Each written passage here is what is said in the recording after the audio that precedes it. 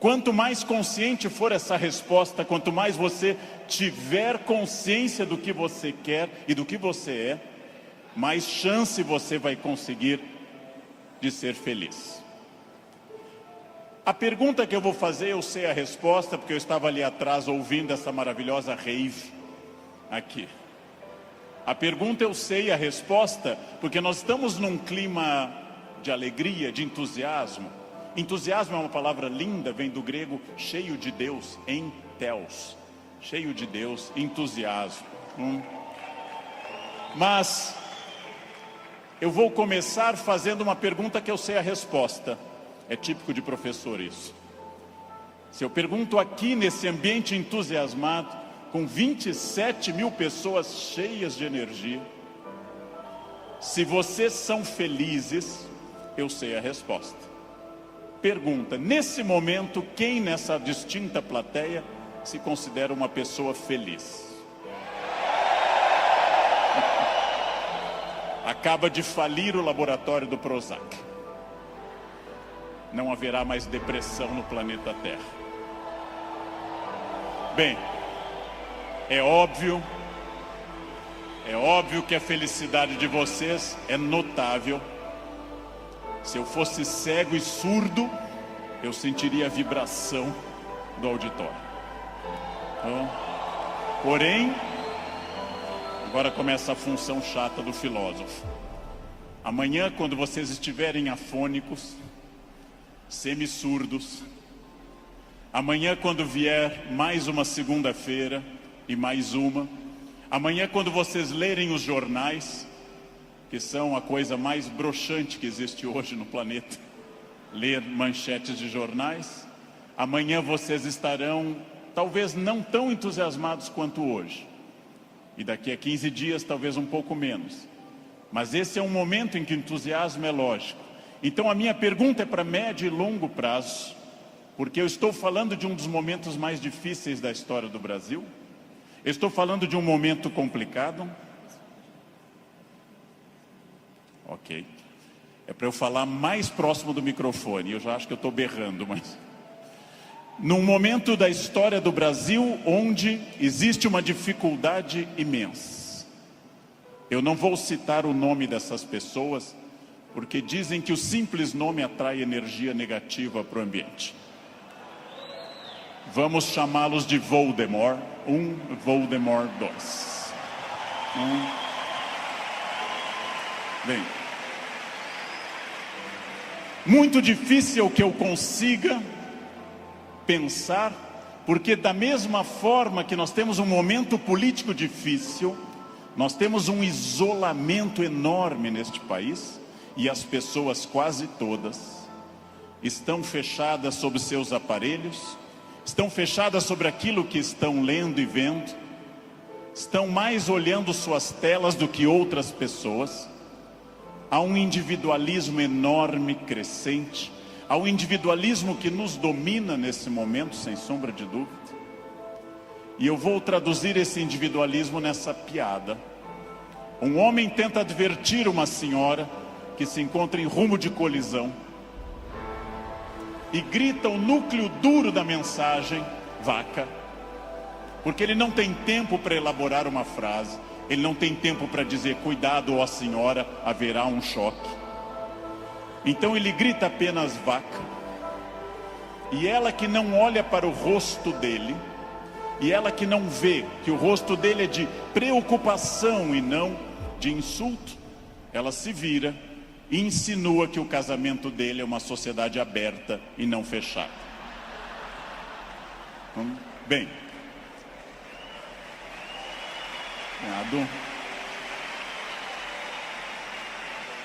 primeiro problema e primeiro conselho que eu dou a vocês, para que vocês reflitam, aceitem ou rejeitem como desejarem. Primeiro conselho importante: olhem para o rosto das pessoas. Olhem para o rosto dos clientes. Olhem para o rosto de quem está comprando, porque o rosto humano é um livro poderoso que traduz tudo. O rosto humano lhe diz, eu estou adorando, eu estou detestando, eu estou entediado, eu estou entusiasmado. Comecem a olhar para o rosto, comecem a mandar menos emojis e emoticons pelo celular e comecem mais a olhar para o rosto humano que traduz tudo o que você precisa saber. Chego a sugerir ousadamente que vocês olhem para o rosto das pessoas da própria família, que conversem com maridos e mulheres. Olha a minha ousadia. Que olhem para essas pessoas. Que vocês passem a avaliar valores, emoções, sentimentos. Que vocês passem a pensar claramente em cada indivíduo único. Essa é uma das grandes chaves do sucesso. Eu tinha um erro, eu tinha um defeito como profissional. Há alguns anos eu entrava num grande evento como esse pensando o seguinte: acabei de chegar de Foz do Iguaçu, dei palestra lá.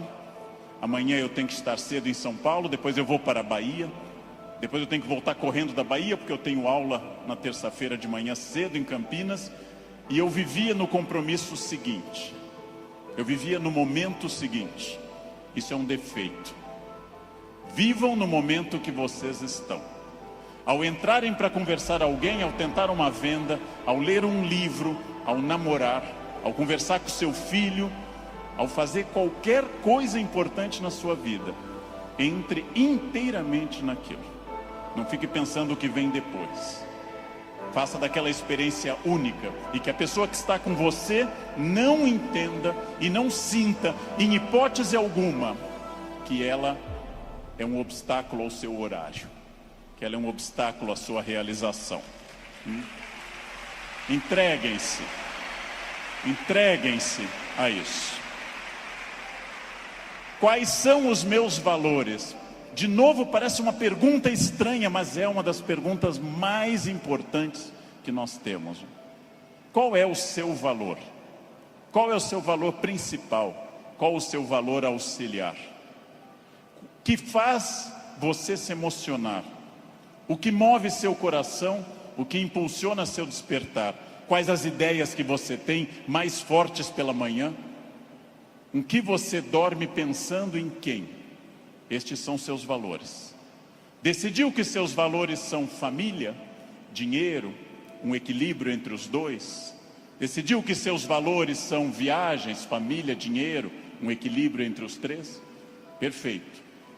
Definido o valor, procure este valor obsessivamente, sem cessar em nenhum momento. Há mais de 40 anos, quando eu estava estudando línguas inclusive, eu ouvi várias pessoas dizendo sempre que era muito esforço. Quando eu fiz a faculdade, evitei excesso de festas, evitei maconha, o que num curso de humanas na USP é um isolamento muito grande. Não pegava ninguém. Evitei coisas, foquei no que eu queria. Eu estou aqui para estudar. Eu estou aqui para estudar muito. Depois continuei estudando e fiz mestrado e doutorado, fui morar fora, aprendi línguas e sempre mirando no meu valor. Meu valor é ser um profissional de excelência. E não apenas excelência média, de grande excelência. Então, eu mirei desde o início, eu mirei na ideia que eu quero ser Alexandre o Grande, não Alexandre o Médio, nem o Pequeno. Não quero ser médio, não quero ser a pessoa legalzinha. Por incrível que pareça, e até vaidoso que possa parecer a vocês, mas isso foi um lema de vida. Desde muito cedo eu disse: eu quero ser, se não o melhor, um dos melhores professores do Brasil. Um valor alto, vaidoso. Só que eu aprendi que mirando alto, às vezes a gente consegue um pouco menos. Se você mirar baixo, você consegue ainda menos. Mire alto. Não tente ser o melhor vendedor do condomínio, é muito pouco. Não tente ser a melhor pessoa da rua, é muito pouco. Mirem alto. Mirem alto e busquem isso. Eu quero ser o melhor vendedor do Brasil. Simplesmente isso. Se alguém acha que não pode, ache os instrumentos para poder. E aí um outro conselho importante. Querem saber quando está dando certo? Querem saber quando o projeto de vida de vocês acertou no valor? São aqueles semi-amigos. Semi-amigo é o inimigo que lhe abraça. Chegam a você e lhe dizem: você tem sorte, né? Nossa, você tem muita sorte. Prestem atenção nessa frase que o tio Leandro vai dizer. Sorte é o nome que o vagabundo dá ao esforço que ele não faz. Então, sorte existe, sim. Eu não controlo tudo. Eu não sou Deus, eu não controlo tudo. Por vezes eu estou em Congonhas, o avião tenta aterrissar e arremete. É para testar a força do esfíncter de vocês. Eu não controlo tudo, mas aquilo que eu controlo, e é bastante, eu sou sócio majoritário da minha existência, e para isso eu preciso de equilíbrio. Equilíbrio é fácil perceber quando está faltando. Se vocês não trabalharem, perderão a família. Se vocês só trabalharem, perderão a família também. Equilíbrio é um diálogo constante. Estou cuidando do meu corpo é funcional, o corpo tem que ser funcional. Eu tenho que sair do sofá sem auxílio de muitas pessoas. Eu tenho que ser capaz de subir uma escada sem tenda de oxigênio. O corpo tem que ser funcional até a idade que ele é funcional. Ou seja, equilíbrio é aquilo que nós estamos em plena crise. Estamos em plena crise. Só que há pessoas neste ano de crise que perderam. Outras se mantiveram e outras prosperaram. Então não é a crise que faz diferença, é a sua reação diante dela.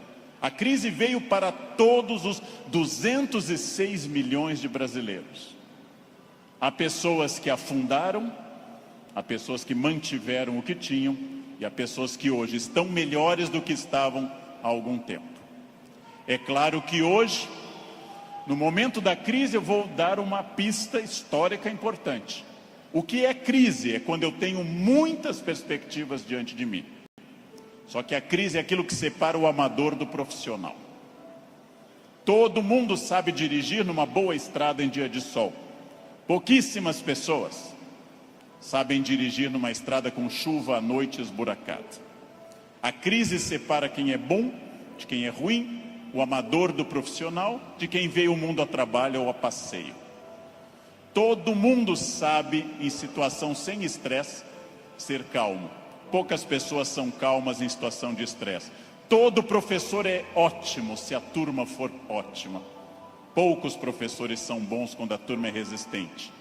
Todo mundo pode vender para o cliente fácil. Pouca gente pode vender para o cliente difícil.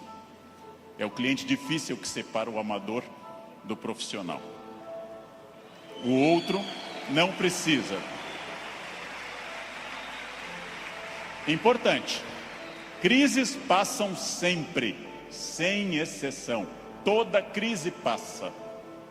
E aqui já vem a pergunta: onde você quer estar quando essa crise passar?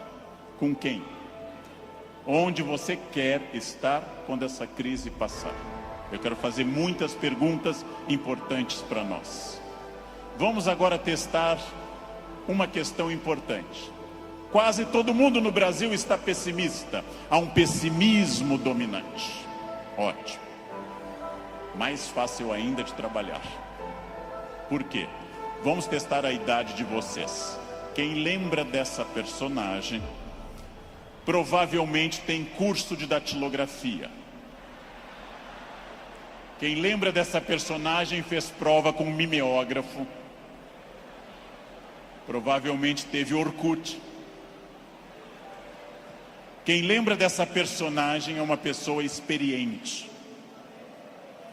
Essa hiena, um desenho animado da década de 60 e 70, a hiena Hard ficava dizendo: ó vida, ó céus, ó azar.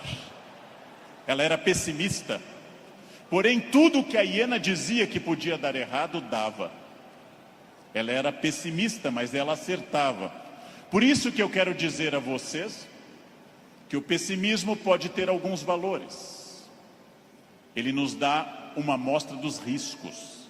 É importante ter um pessimista na equipe, mas no máximo um, apenas um, que é o que uma equipe tolera. Quando alguém chega e diz, nós vamos dobrar o capital, dobrar o número de clientes, nós estaremos mais 30 países até o ano que vem, o pessimista diz, calma, não é tão fácil. Pessimista é importante para levantar problemas, mas agora eu vou mostrar uma imagem daquilo que eu acredito. No barco está a hiena pessimista dizendo, lógico, o continente está longe, a desidratação é certa, há tubarões, essa vela é ridícula, esse remo não vai levar a nada. Ele tem razão, a hiena tem razão. Mas observem uma coisa, o pessimista faz um bom quadro dos problemas, mas não está fazendo, para dizer uma coisa elegante para uma plateia distinta, não está fazendo sêmen algum para mudar isso. Não dá para ser mais direto que isso à tarde. Não é? Bem, pessimistas são bons para levantar os riscos. Pessimistas são péssimos para resolver os problemas. Para eu resolver um problema, para eu resolver qualquer coisa, eu preciso de um otimismo obsessivo. Se eu não for otimista, gente, eu jamais teria casado. As estatísticas me contrariam. Casamento é submarino, pode flutuar, mas foi feito para afundar. Foi feito para afundar. Se eu não fosse tomado de um otimismo obsessivo e doentio, eu não teria filhos, porque é um investimento de retorno muito ruim. Filhos nunca amortizam o que você investe neles. Com filhos você nunca chega ao topo. Pelo contrário, você vai investir centenas de milhares de reais e vai ouvir a frase, eu te odeio. Filho não vale a pena. Casar não vale a pena. Porém, se nossos pais não tivessem tido esse otimismo obsessivo, nenhum de nós estaria aqui hoje. Então, mais uma vez, um conselho forte. Ouçam os pessimistas. Para pessimista não vale a mãe é sempre otimista com vocês. Ouçam um cunhado é bom para isso. Ouçam o cunhado. Ouçam os pessimistas. Vejam o que eles têm a dizer, agradeçam. Enquanto eles falam, tenham aquela reação bovina. Ouçam. Depois agradeçam e comecem a trabalhar com otimismo total. É só assim que se cresce. É só assim que se consegue alguma coisa. Eu não sei quem governará o Brasil no ano que vem. Pela tradição republicana, o pior possível, mas ainda não escolhemos. Eu não sei, aliás, nem quem governará o Brasil no fim deste ano. Eu tenho total incerteza, mas quero garantir a vocês que apesar da imprevisibilidade, há uma chave na mão de vocês chamada preparo. Quem daqui ler mais livros sobre técnicas boas de venda, estudar mais psicologia de vendas, quem tiver mais método, quem for mais otimista, quem for mais metódico, não sabe o que vai enfrentar, mas estará melhor do que quem não fizer isso. Não sei onde estaremos, gente. Não sei onde estaremos. Vejam, em nenhum momento na graduação de História e Filosofia, em nenhum momento fazendo mestrado ou doutorado ou estudando fora, eu imaginei que um dia eu teria a honra de falar para essa plateia tão numerosa e entusiasmada. Em nenhum momento. Jamais. E não obstante, ter estudado me trouxe até aqui. Ou seja, essa é a chave. Pergunta óbvia, onde você quer estar o ano que vem? Eu não sei o ano que vem, eu não sei 2018, eu não sei 2027, daqui a 10 anos. O futuro é sempre nebuloso. Gente que há 2, 3 ou 4 anos governava este país e tinha uma renda maior que todo esse auditório junto. Hoje está tendo uma hora de sol em Curitiba. Então, o futuro é sempre oscilante. Porém, vamos transformar essas palavras. Substituamos passado por experiência, o que os trouxe até aqui. O presente, ação, esse encontro aqui na Barra. O futuro é estratégia, o que vai ser gestado nesse dia para o que vem pela frente.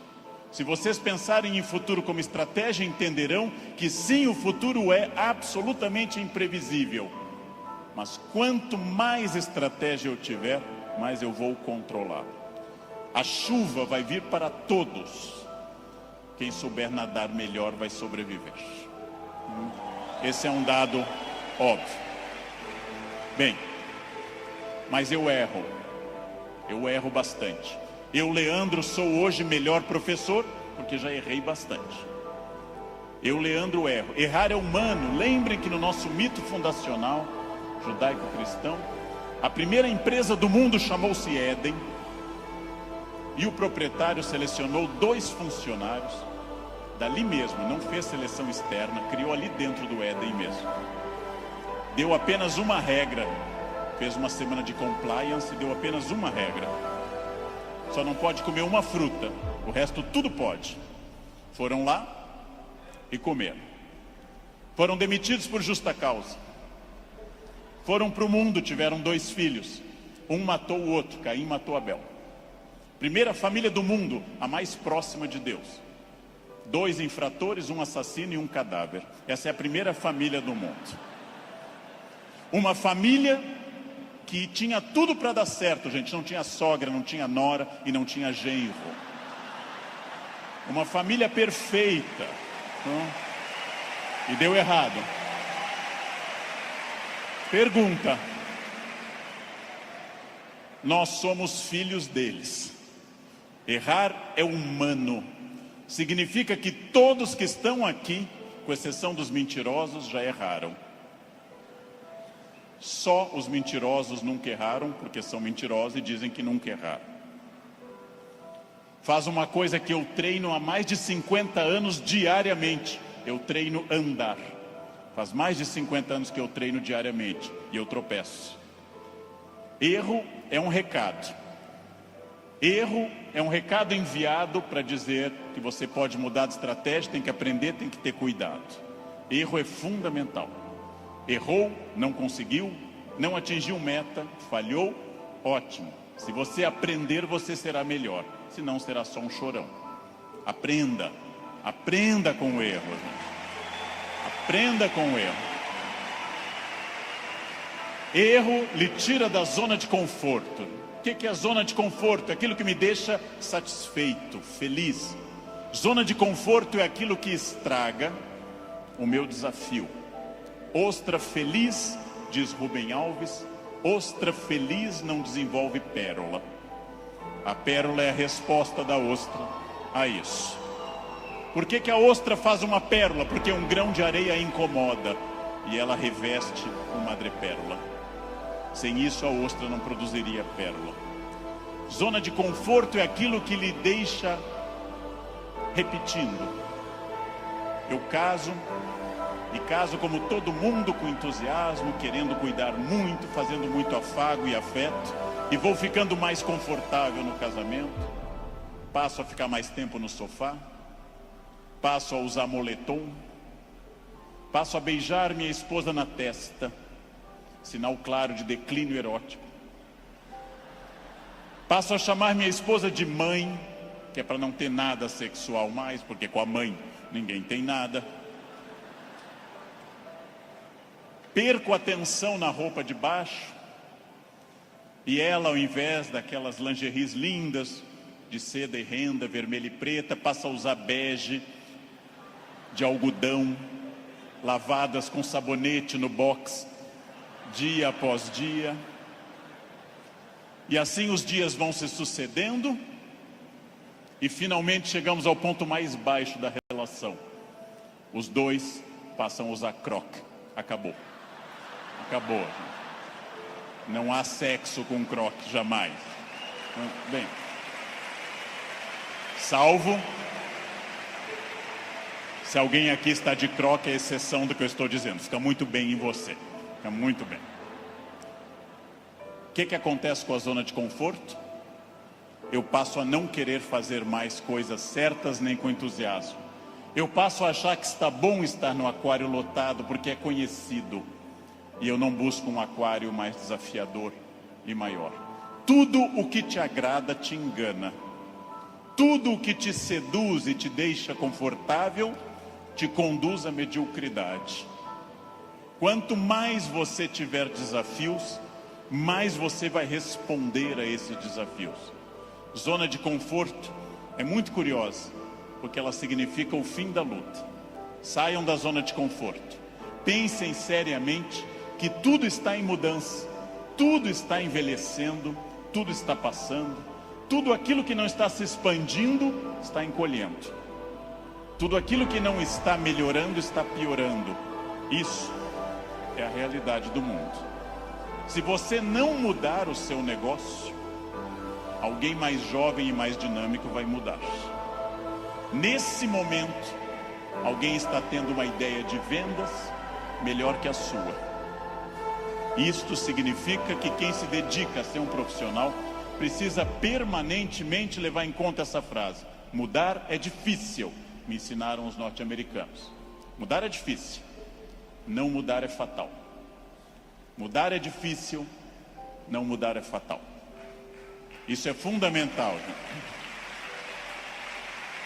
Tem duas opções: enfrentar a mudança, enfrentar o desafio e pensar: esse ano eu consegui isso, que bom, e agora? Ah, mas eu já falo inglês. Ótimo. Qual o passo seguinte? Eu já consegui a minha casa, perfeito. Era esse o seu objetivo material? Qual é o passo seguinte nos outros objetivos? Não mudar é fatal. Protagonismo é quando eu entendo que a minha vida não mudou por causa dos astros. Não mudou porque Mercúrio estava retrógrado. Não mudou porque Saturno está sob meu signo. Mudou porque eu agi. Mudou porque eu fiz alguma coisa. Protagonismo é isso.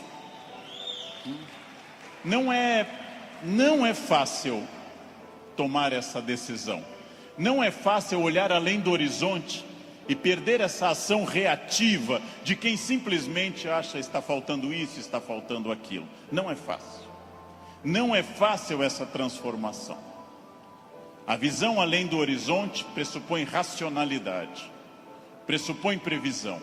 E eu venho de um país que eu amo tanto, este Brasil, apaixonadamente, um país que não gosta de ser estratégico. Todos os dias eu pego avião, gente, todos os dias, como hoje de manhã, como agora à tarde.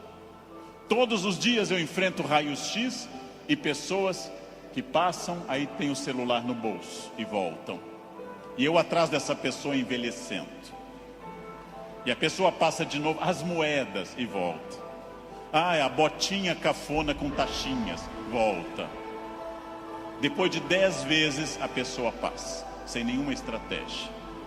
Chega à porta do Finger, a funcionária pede o documento e começa a procurar na bolsa ou na mochila o documento. Naquele momento, o meu já está em ângulo para mostrar para o funcionário. Essa pessoa acha o documento, entra no avião, vai até a metade e aí olha o seu ticket, 2A, e começa a voltar, contrariando a piracema que está indo para o fundo do avião. Estratégia é a capacidade de se antecipar à necessidade. Estratégia é estar pensando o seguinte: está dando certo a minha estratégia nesse momento? Ótimo. Está dando certo, já é passado. O que eu vou fazer no futuro? O que eu vou fazer para transformar isso? Racionalidade estratégica. Não existe destino. Eu sou das pessoas que compartilha da ideia que não existe destino. Existem acidentes para todos. O que eu faço com esse acidente me define. Ah, Leandro, você fala bem porque você é de aquário. Eu sou de aquário. Aquário é ar. Pessoas de ar falam bastante, Gêmeos também. Ah, você é muito ciumenta, mulher, porque você é de Escorpião. Escorpião é tomado pelos ciúmes.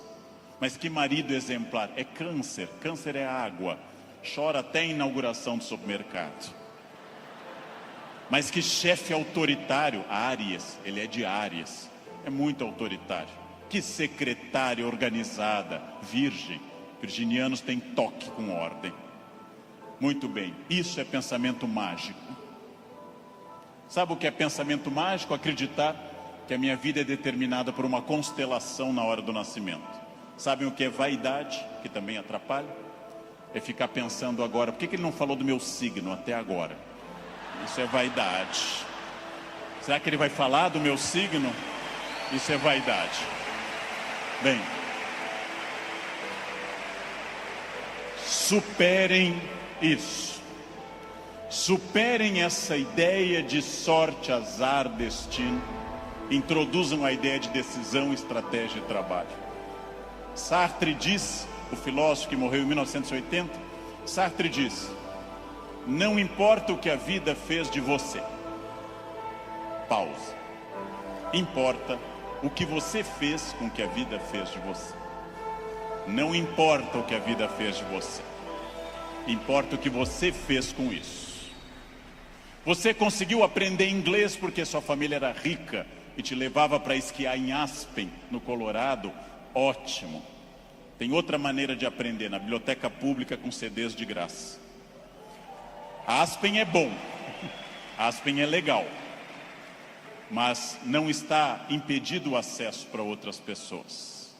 Não importa isso. A vida te deu 3 chances de sucesso material. Nascimento é a primeira. Quem nasceu de família boa, mas desprovida de recursos, já queimou 1/3 das chances. Família amorosa, mas sem CNPJ forte. Segunda chance, casamento. Quem casou por amor, já queimou 2/3 das chances. Casar por amor elimina mais 1/3 das suas chances. Sobrou só um, gente. Só um caminho. Trabalhar. Trabalhar bastante. Ou casar de novo. Ou nascer de novo. Eu já me convenci que é trabalho, que queimei os 2/3 iniciais também. Tenho família amorosa e muito trabalho pela frente. O que significa isso, gente? Vamos pensar. Eu não sou controlado. Eu não sou controlado pelo destino. É óbvio que eu não sou tudo e nem posso tudo e nem sei tudo, mas eu não sou controlado pelo destino. O primeiro exercício que eu quero que nós façamos daqui para frente é o seguinte: dentro do padrão do humano, eu não posso desejar imortalidade, está fora do padrão do humano. Tirando a rainha Elizabeth, ninguém é imortal no planeta Terra. A Beth é imortal, é uma Highlander. Eu não posso dizer, eu me cuido, você vai morrer igual. Vai ser um cadáver bem cuidado. Eu hidrato a pele, vai ser um cadáver hidratado, bonito. Eu malho todos os dias, um cadáver definido, bonito também. Muito bem. A não ser que vocês queiram evitar Alzheimer, aí o meu conselho é: comam bacon, pururuca, banha. Isso evita Alzheimer. Vocês não chegarão à idade de desenvolver Alzheimer. Vão morrer antes. Então, bem. Não controlo tudo. Não controlo tudo. Não sou dono do universo. Não posso impedir a morte que virá. Mas entre o nascimento e a morte eu controlo muita coisa. Toda crença em destino, vocação, talento, é uma crença que tende a disfarçar o que de fato faz a diferença. E o que de fato faz a diferença é o esforço. Eu tenho uma sorte imensa quando as pessoas me dizem: Leandro, você tem sorte. Eu tenho uma sorte imensa. E essa sorte se repete diariamente, porque eu acordo às 4 da manhã. Essa é uma sorte diária. Basta eu começar a dormir o dia todo que a sorte se vai. Ninguém me controla e eu acredito, como os filósofos gregos, que a vida pode ser mais racionalizada. Eu acredito que eu tenha condições de interferir na minha vida. Eu acredito que quando eu faço a pergunta o que estamos fazendo de nós mesmos, eu posso dar uma resposta objetiva e prática. O que eu estou fazendo de mim? É um momento para pensar. O que eu estou fazendo de mim? Essa é a vida que eu estou querendo levar? Com as pessoas que eu quero? A vida é muito curta, gente, é muito rápida, é muito passageira. E ouçam alguém de mais de 50. Depois dos 40 parece ficar mais rápido ainda. Parece que passa numa velocidade incrível. A vida é muito curta para que se perca tempo numa existência medíocre, numa existência pequena, numa existência fraca. A vida é muito curta para que eu tenha uma família que eu não ame, para que eu tenha um emprego que eu não goste, para que eu tenha um trabalho que eu não me dedique. Ela é muito curta para eu ser medíocre. É muito pouco tempo para isso. Perguntem o que estamos fazendo de nós mesmos e sigam o conselho que Sócrates fundou a filosofia ocidental. Conheçam-se. Conhece a ti mesmo. Conhecimento de si. Sigam esse conselho. Sigam essa ideia de saber quem vocês são. Se eu me conhecer, ninguém me ofende. Se eu me conhecer, ninguém me ataca. Já disse isso várias vezes na internet. Quando alguém me xinga no trânsito, eu tenho que saber se a pessoa está dizendo a verdade ou mentira. E nos dois casos eu não posso me ofender. Conheçam-se. Saibam quem vocês são. O ano passado um aluno bateu a porta na minha cara e gritou, careca. O que eu vou dizer para esse aluno? Não. Retire o que você disse. Não. Estou ofendido. Vejam, as pessoas têm direito a dizer o que querem. É um direito constitucional. Eu só me ofendo quando eu concordo com elas. Ataque é veneno. Veneno só funciona se eu tomar. Ataque é veneno. Eu preciso tomá-lo. Se eu não tomar, o veneno não funciona. Já ouvi no trânsito de São Paulo e gravei um programa sobre isso uma vez, um café filosófico. Alguém me gritou, insinuando que minha mãe exercia atividade erótica remunerada. Examino a biografia de minha mãe, hoje com 80 anos. Na juventude ela está sempre com o rosto fechado nas fotos, como era próprio daquela época, nunca sorrindo. Era obviamente uma mulher fiel, sempre triste, fechada, uma mulher de um homem só. Não ria, não tinha aquela pele brilhante da mulher que não é tão dedicada. No passado por virtude, no presente por falta de mercado, minha mãe não é uma prostituta. Então eu não me ofendo. Mas se ela fosse, e não é crime no Brasil ser, eu teria que dizer à pessoa, você conheceu uma mãe? Você ia lá em casa? Não. Também não teria que me ofender.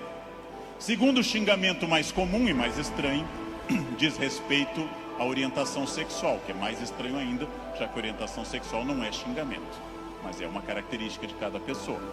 Alguém insinua que eu seja de uma orientação sexual específica. Eu observo e penso, tenho 54 anos, é uma idade boa para você já saber seus orifícios preferidos. É uma idade que, grosso modo, você já sabe mais ou menos o que você gosta. E não haveria problema nenhum em gostar de outra coisa. Então eu digo, você está enganado. Seguindo o velho conselho do Rio Grande do Sul, onde eu nasci, por onde sai o feijão, não entra mandioca. Bem, mas e se fosse? E se fosse, sem problema algum, eu diria a essa pessoa também, você me conhece? Eu não lembro do seu rosto, mas eu olho sempre o travesseiro, quer dizer, eu não vejo, estou sempre na fronha, eu não lembro bem do seu rosto. Sem problema também. Quando alguém lhe xinga de velha, de feio, de babaca, de filho de alguma coisa, quando alguém lhe xinga até dizendo um time de futebol específico, que eu não vou repetir, resta você saber, a pessoa está certa ou errada. Se ela estiver certa, ela não está me ofendendo.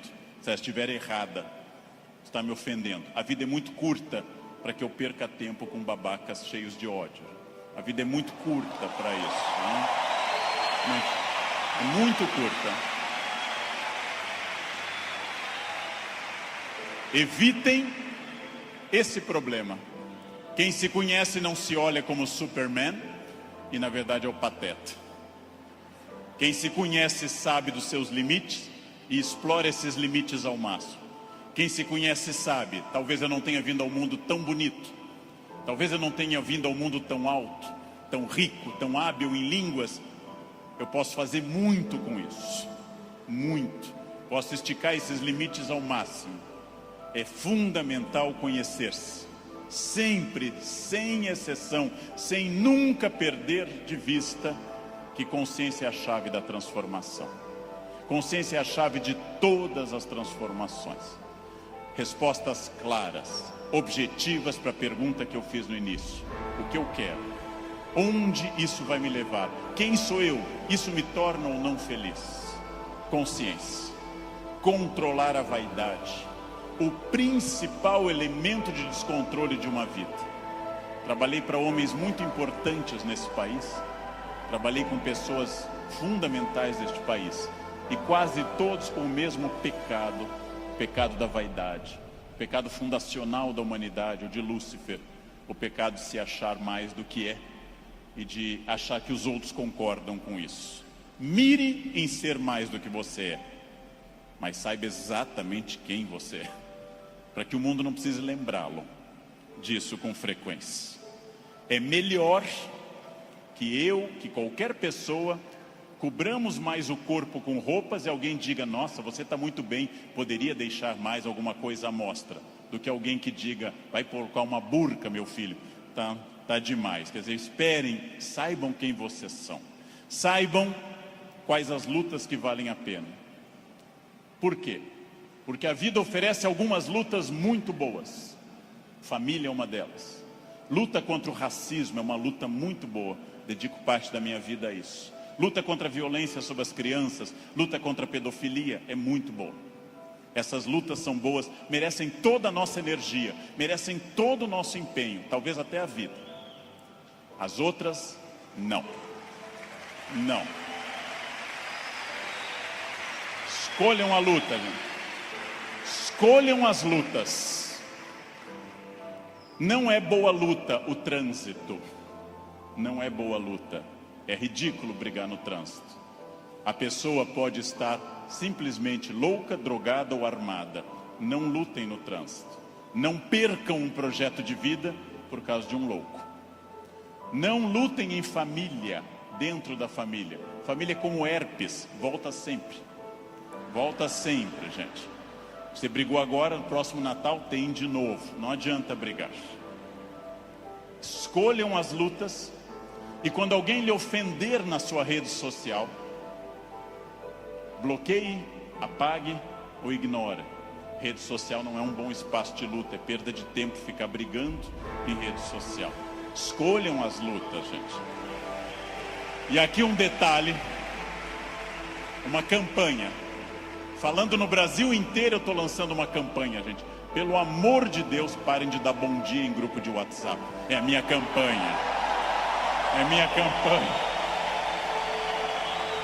Se alguém der bom dia, apaguem simplesmente. E pronto. Pronto, falei. Escolham as lutas. O mundo inteiro hoje está centrado em duas coisas. Parecer, através de redes sociais, e ter. Ter é bom, se representar que eu vou melhorar com isso. Ter para ser, ter para parecer é ruim. É bom eu ter conforto, é bom eu ter algumas coisas materiais, desde que eu saiba que elas servem à minha felicidade. E não eu sirvo as coisas. Ter e parecer não se confunde com ser. É uma palavra difícil, eu sei. É uma palavra complicada, essa tal de felicidade. Epicuro, filósofo, que eu adoro, dá uma norma muito clara. Viver não é um fardo. Não viver não é um mal. Logo, diz Epicuro que nós devemos honestamente morrer e honestamente viver. Como eu posso ter medo do que é inevitável? Viver é um desafio constante, diário, não é um fardo. Não posso acordar como um condenado, não é um fardo, é bom. E também honestamente aceitar essas coisas. Muito importante, contido nessa imagem de uma escultora norte-americana, Bob Carlyle, que eu adoro. Essa estátua chama Self-Made Man. Mostra com o talento da escultora, em bronze, uma figura de um homem esculpindo-se. É uma metáfora excelente para todos nós. Eu estou parcialmente pronto, mas eu não sou perfeito. Perfeito quer dizer em latim, feito até o fim. Perfectum, feito até o fim. Eu não sou perfeito. Eu sou perfectível. Eu estou em processo de transformação. Eu sou uma pessoa crescendo a cada instante. Eu tenho partes completamente prontas, outras que precisam de melhoras e outras que precisam ser criadas. Eu não estarei pronto até o fim. O jogo termina apenas no fim. Construir-se. Qual é a parte que me falta? Qual é a parte que eu preciso melhorar? Qual é a parte que eu tenho que transformar? Talvez eu seja muito bom quanto a horários, quanto a sair da cama, mas eu sou bom quanto a resiliência, ou seja, enfrentar as pequenas crises cotidianas. Eu sou bom com resiliência e com horários, mas sou muito irritadiço. Tenho que trabalhar isso no meu autoconhecimento, num processo de psicologia, tenho que trabalhar minha irritação. Eu tenho partes a serem melhoradas. Meu português não é bom? Leia, aprende, estude. Eu tenho partes a serem melhoradas. É isso que nós chamamos de construir-se, fazer-se, tornar-se melhor. Não acreditar naquela síndrome de Gabriela, cravo e canela. Eu nasci assim, eu sou sempre assim. Gabriela, não existe isso. Não existe nada que eu não possa transformar dentro do padrão do humano. Construir-se, fazer algo novo, fazer uma ideia nova, interferir no meu corpo, na minha renda, na minha família. Freud morreu em Londres fazendo essa pergunta nos seus 2 últimos anos de vida, 1938 e 39. O que as pessoas buscam tanto a infelicidade e quando encontram, ficam admiradas como se fosse uma coisa surpreendente? Por que as pessoas mantêm uma família difícil, em ambiente difícil? Por que fazem programas ruins, estressantes? Porque ano após ano repetem o mesmo erro. E depois, quando vem a infelicidade, na forma de insônia, ansiedade, depressão, angústia, elas ficam surpresas. O que houve com a minha vida? Houve o que você fez. Houve o fruto do seu projeto. Houve a sua ação, houve a sua mão neste cinzel. Trabalhem. Uns têm que trabalhar mais. Uns precisam um esforço maior. Tem gente que anda 5 minutos na esteira e define abdominais. Eu tenho raiva dessa gente. Tenho raiva. Tem gente que come brigadeiro dia e noite e está com 2% de gordura. Quero que morram. Eu vou ter que comer capim sem parar. Vou ter que correr daqui até o Recreio dos Bandeirantes e voltar fazendo num pé só para perder 100 gramas em 2 meses. Não é fácil. E devo dizer a vocês, vai piorando com o tempo. Não é fácil, mas é possível para todo mundo. É possível para todo mundo. Esculpam-se. Criem-se. Façam algo assim. Sejam alguém diferente. Façam algo que transforme a sua vida. Parem de ficar na estrada lamentando o que teria sido. Tirem o futuro do pretérito da cabeça de vocês. O que teria sido não tem importância. Só tem importância o que é e o que será. O presente e o futuro. Só. Ah, se eu tivesse feito isso. É irrelevante o futuro do pretérito no projeto de vida. Condicional em inglês. Não existe isso. Não pensem em nada que não seja fruto dessa ação. É isso que eu tenho perseguido sistematicamente nos últimos anos. Aquilo que eu quero, as metas que eu desejo, o mundo que eu quero ver. Seguindo o conselho do grande Mahatma Gandhi, líder da Índia, seja você. o mundo que você deseja ver, ou seja, anuncie em você o mundo que você deseja ver. Como eu quero um mundo mais ecológico, eu vou reciclar lixo em casa. Como eu quero um mundo mais humano e mais educado, eu serei mais humano. Como eu quero um trânsito mais cidadão, eu serei um melhor motorista. Como eu quero combater a violência entre as pessoas, eu serei menos violento. Eu sou a transformação que eu quero ver no mundo.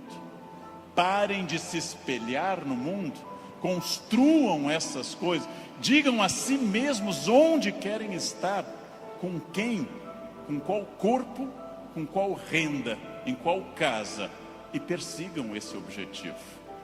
Persigam esse objetivo. Pronto, simples. Num livro que eu acabei de ler, conta o autor que o grande pianista deu um concerto aqui no Rio, Arthur Moreira Lima, que eu admiro muito, tocou maravilhosamente Chopin, e ao final uma senhora simpática chegou e disse a Arthur Moreira Lima: nossa, eu daria minha vida para tocar como o senhor toca. Ele respondeu: eu dei a minha. Essa é a chave. Eu dei a minha. Eu dei a minha vida significa eu fiz todo o esforço para isso. De novo a pergunta com a qual eu iniciei essa fala. Você é feliz? Esse grupo respondeu com entusiasmo que era feliz. Perfeito. A gente sabe que talvez, uma ou outra pessoa aqui, 2 ou 3, talvez não sejam tão felizes, mas levantaram a mão porque ficava chato. Talvez. Mas a próxima pergunta é muito importante também. Se há algo que me incomoda, em qualquer campo, se há algo que me perturba, se há algo que me tira o sono, se há algo que eu poderia melhorar, se eu quero um outro modelo, o que pode ser feito a partir de hoje para mudar esses pontos complicados? Em janeiro eu me reuni com os meus alunos e um deles me disse: depois do carnaval eu vou estudar francês. E eu disse: você vai desfilar? Você é destaque em alguma escola? Você vai trabalhar na escola do samba, na cidade do samba? Não, então começa essa noite e não depois do carnaval. Essa noite. Não depois do carnaval. Segunda-feira eu vou perder peso. Não. Hoje. Vão a pé para casa. Começa hoje. Eu preciso ir até São Paulo a pé essa semana. Vocês não podem pensar nisso para depois. Eu tenho um assistente que, vendo tudo que eu faço para o Natal em família, eu gosto muito da festa de Natal, sou um fascinado pelo Natal, adoro festa de Natal. Ele disse: nossa, como eu gostaria que o Natal fosse assim lá em casa. E eu perguntei: e o que você acha que acontece para ser assim na minha casa? Anjos descem dia 24 e trazem a ceia e as atrações prontas, ou você me vê desde outubro no telefone indo atrás disso? O Natal será o que você quiser que ele seja. Será o que você quiser que ele seja. Se o seu Natal é depressivo, se o seu Natal é aquele que toca Jingle Bells e você chora, se o seu Natal é depressivo, é uma escolha sua, respeitável. Você gosta de Natal assim. Se o seu Natal é alegre, é uma escolha sua. Isto vale para tudo que vocês decidirem. O que pode ser feito para mudar os pontos complicados? Onde eu posso transformar quem eu quero ser daqui para frente? Eu digo isso sabendo que é fácil dizer e é complicado fazer. E o que eu ganho se eu for estratégico, consciente? O que eu ganho se eu tiver autoconhecimento? Estou recapitulando o que eu falei. E o que eu ganho se eu fizer as perguntas certas e me esforçar para atingir esse objetivo? A resposta disso é óbvia, é a vida plena. O que é uma vida plena? É a vida que eu controlo de acordo com a minha felicidade. Pessoas não plenas são aquelas que dizem que são levadas. Não dei sorte. Tentei, mas foi assim. Minha família não é uma família de sucesso. Eu tentei, mas não era o que eu queria. Não, você não tentou suficientemente. Acontece que para conduzir a uma conclusão tem uma coisa terrível. O fracasso é uma das coisas mais confortáveis que a espécie humana inventou. O fracasso é agradável, me tira toda a responsabilidade. Não dei certo, fui à falência, adquiri um vício, eu bebo até cair. O fracasso é super confortável, porque ele me faz parar de lutar. No momento que eu paro de lutar, eu me sinto tranquilo. O fracasso é um quarto confortável. O sucesso é um quarto desafiador. O fracasso é uma coisa que agrada a maioria das pessoas, por incrível que pareça. Por isso tanta gente gosta do fracasso. Por isso tanta gente fica no fracasso. Por isso que tanta gente leva um casamento ruim 30 anos. Fica num emprego ruim 30 anos. Não faz uma coisa certa uma década inteira e pensando, não deu. Porque isso é confortável. É confortável. E aí volto à pergunta que eu fiz aos senhores desde o início. Volto a essa pergunta fundamental. De fato, o que eu quero? Quem eu sou? Onde eu quero chegar? Com quem eu quero chegar? Quais são meus objetivos? Se eu tiver consciência profunda, eu transformo por completo. Então a primeira pergunta vocês já deram a resposta. E deram a resposta antes de ouvir o que eu tinha para falar. Todos aqui são felizes. Ótimo. Perfeito. A segunda pergunta é mais complicada. É a pergunta para deixar para vocês pensando nessa linda tarde de domingo. Quem daqui quer, nos próximos 10, 20 ou 30 anos, quem daqui quer continuar sendo feliz, com êxito e feliz? Bem, melhor ainda, eu também. Melhor ainda, agora vai começar o primeiro dia do resto da vida de vocês. Agora começa a parte mais importante. Esqueçam o que passou. Esqueçam o passado. Esqueçam tudo que veio até aqui. Reinvente-se. Reconstrua. Faça dessa vida um espaço completamente diferente. Fácil. Sua vida vai continuar sendo muito feliz. Não se acostume ao fracasso. Acostume-se à felicidade. Desafiem-se. Sejam melhores. A vida só vale a pena se ela for intensamente vivida, intensamente aproveitada dentro desses objetivos. Por que que eu sei isso? Porque é o que eu faço aqui hoje, inclusive. Então, muito obrigado pela atenção de vocês. Muito obrigado. Obrigado. Muito obrigado.